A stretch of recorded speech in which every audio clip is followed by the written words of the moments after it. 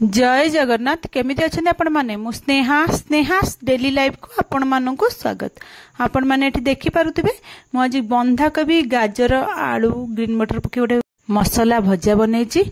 एबे वीडियो को आपण माने देखंतु मु केमिति बनौछि चलंतु एबे बनैबा। ता पई गोटे छेचड़ा नहीं आई से छेचड़ा भितर मु गोटे इंच अदा आ गोटे रसुण अधा ठारू टिके अधिक एमती पाखुड़ा गुड़ा पकई देछि। पकईकी ताको छेची दबा अधा आगे छेची हे गेला पर सी अधा छेची हेला आम गोटे पियाज छोट पियाजटे पकईकी ताको छेची दबा। से पियाजटा भी टिके हल्का दबी गले माने 20% खंड छेची हे गेला पर आम हेतरे ककरना कंचा लंका 3टा मुठी पकईछि। आपण माने राग हिसाब रे देबे जेतिकी राग खाउथबे लंका केते राग अछि से अनुसार पकईकी सबु जांगु एबे भल्ल करी छेची दबा जेमति सब जांग पूरा भल्ल भाबरे छेची हे जिवो। आपण मानंगु एबे मु छेची की देखै देउछि देखंतु पूरा छेची हेछि पूरा भल्ल भाबरे एबेले छेची की आपण माने रखि देबे साइड रे। तापर एठोटे कढ़ाई बसते सेतरे सोरिष तेल पकई देबे। सोरिष तेल ही पकईले भजाटा बहुत बढ़िया टेस्ट लगे। तेल गरम होला परे आमे सुखिला लंका 5 फुटुण फुटै देबा। फुटुण फुटी गला परे आमे तापर कोन करे ना हे जो अदा रसुण पियाज आ कंचा लंका जो छेचा रखिदले से छेचाटा को पकई देबा। छेचाटा को पकई देकी आमे कोन करे ना ताको भाजीबा। एठी भाजीबा जेमति एथरु कंचा स्मेल पळेबो। 5 मिनिट प्राय लागिबो। 5 मिनिट लो फ्लेम रे आपण माने भाजी देबे। 5 मिनिट परे आपण मानु के देखौछि देखुन हमर मसलाटा बे भाजी हेगलानी। एई टाइम रे मु आलू को क्यूब साइज रे काटतली पकई देछि। आपण माने चाहिले भी प्रथमे आलू को तेल रे भाजी के काढ़ी के रखिथिबे फिर कोबी पकईला ले पकई परिबे। किंतु मु एबे कंचा आलू पकौछि बोली एबे मसला संगे पकई दउछि। पकईकी ताकू आ मिसेकी आ 2 मिनिट खंड मति गोळे देबा। 2 मिनिट गोळे के भाजी देला परे मु टमाटो पकई दउछि। टमाटो 2टा पकौछि मीडियम साइज रो।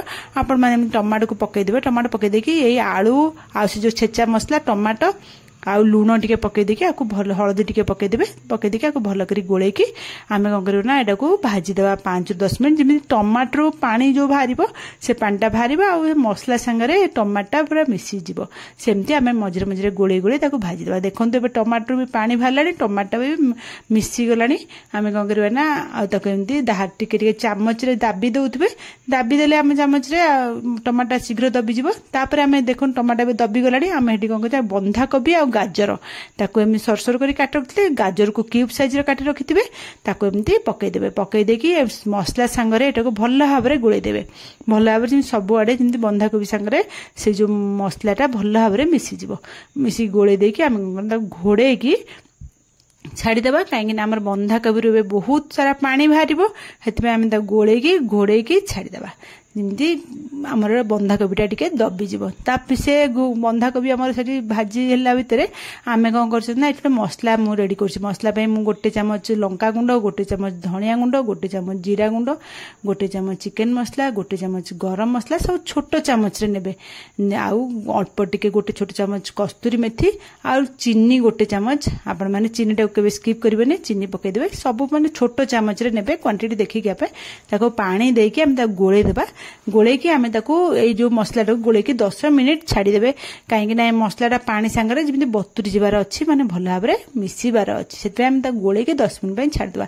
सेई भितरे मु एठी आपण माननको घोड़ा काढी के देखौछि। देखन हमर कोबी भी दबी गलानी आ केते कोबी थिला बे कढ़ाई फुल थिला केमिति केति की हे गेला आपण माने जानि पर देखि पारुथबे। कोबीटा तो बहुत शीघ्र पानी भारी के दबे आ हेतर पानी मरिया पे आमे कोन करे ना आउटे घुड़े की ताकु ये करबा।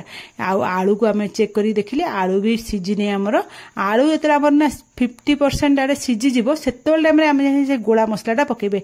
एबे ठारो आमे से गोळा मसला पकेबानी। एबे देखंतु मु 5-10 मिनिट पर देखौछि आलू भी हमर 50% ऊपर सिजी गलानी। तापर से जो गोळा मसलाटा म आपन देखु देखत केते ठीक हे जाईछि। आमे कोन करे ना एबे से गोळा मसलाटा को पके देबा। जो आमे जो गुंड मसला जो गोळे की रखि दिले हेडा पके देके आ टिके से जो गिना धोई के पानी अल्प टिके पके देबा। पके देकी आमे ता घोड़े की छाड़ी देबा। जेमिति सब 5 मिनिट खंड छाड़ी देबा जेमिति सब मसला उडा कोबी रो बास्ना संगे भल भाबरे ये हिजबो। 5 मिनिट परे तले से पानी जो देथिले पानीटा तले फुटी आसीबो आमे ता दरे गोळे देबा। गोळे की ताको एबे भल भाबरे गोळे की आउ थरे घोड़े की आउ 5 मिनिट आमे ताको ये करबा। 5 मिनिट पर जेमि सब जंग पानी मरी गला बंदा हम भाजिया। देखन सब पानी हमर मरी गला। मसला जो पानी देथिले आउ कोबी रो जो पानी भाटला आ किछि नै। एबे ए टाइम रे मु ग्रीन मटर अल्प टिके पकैछि। आपण माने पाखरे जे ग्रीन मटर थिबो ताले पकेबे नथिले आपण माने स्किप कर देबे। ग्रीन मटर अल्प टिके पकै देके मु ता गोळे देछि। गोळे के एबे घोड़े की छाडी देली। देखंतु गोळे देकी 5 मिनिट खन छाडी देला परे एबे हम देखंतु ग्रीन मटर आलू कोबी सब भल भाव भाजी भजा ए पूरा रेडी। एबे गैस ऑफ करदवा। आपण माने एठी देखिले ही जानि पारथिबे भजाटा केते टेस्ट हितबो। आपण माननकु ए भजाटा रुटी संगरे खाइ पे बहुत बढ़िया लागिवो। आ मु भी एटा रुटी संगरे खाइबा पई करिछि। आ ए रुटी यदि आपण दुईटा खाउथिबे ना एमति भजा सहित खाइबे दुईटा जगह आपण माने तीनटा रुटी ग्यारंटी खाइबे। आपण माननकु जदि आजिर रेसिपी भल लागिला ताले मो चैनल को लाइक शेयर सब्सक्राइब निश्चय करिवे।